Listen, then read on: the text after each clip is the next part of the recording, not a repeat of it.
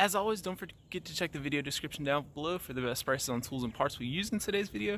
Today, we got this 2013 Ford F150. It's got 3.7, and we're going to be replacing the starter. Let's check it out. Well, I'm trading this in 2 months. Okay guys, and the first thing you're going to want to do, disconnect your negative battery connector. It's a 8mm, just twist, pull it off to the side, and then your starter is going to be sitting right there, and we're going to access it from the bottom. Okay guys, so here we are, we're down on the passenger side of the vehicle, and you're going to have like a 13 nut up here. You're going to have a 10 right there you're going to take off, and then you'll be able to slide this bracket off, and a 13 under that, and you'll be able to take that ground off.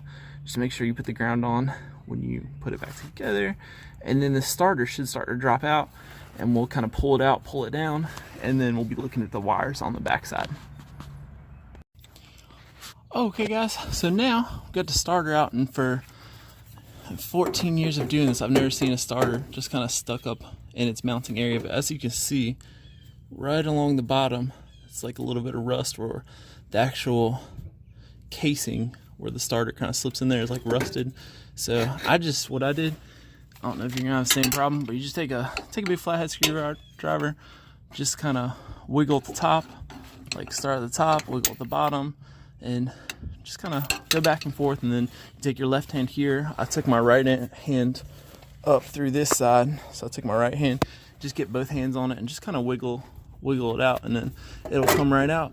And then on the back side of this connector, you're gonna have this little plastic cover to make sure you don't touch the positive. I don't see where, oh there it is. Right here is gonna look like this, and you're just gonna take your little flathead, just get behind there, and you'll just kind of pop it off. And now you'll see we have really good access to your wire shears, probably like a 10 and a 13 or something.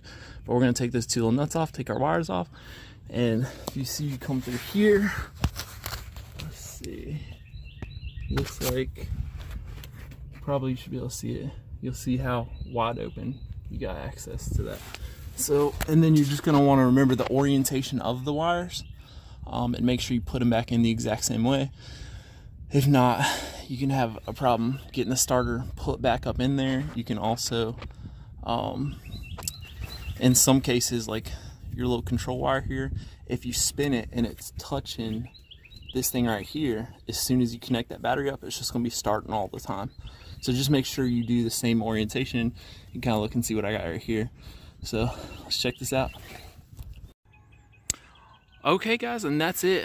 I took basically just like an extension about that long with a 13 to get that off, and then it was a 10 on the back side of that. So just take your old one, your new one, just look at them, make sure they're the same, and these are the same, so we are good, we're golden. So the install is going to be the reverse of the removal. Just kind of take note of when you took the old one out, how it came out, and then just make sure you put the new one in there, because that way it'll go up in there easy if you just stick it up there. However, you may find it really difficult to get everything mounted back up, so just that's really important. Just kind of keep an idea of how exactly it came out. So that's it. Thanks for watching. See you next time.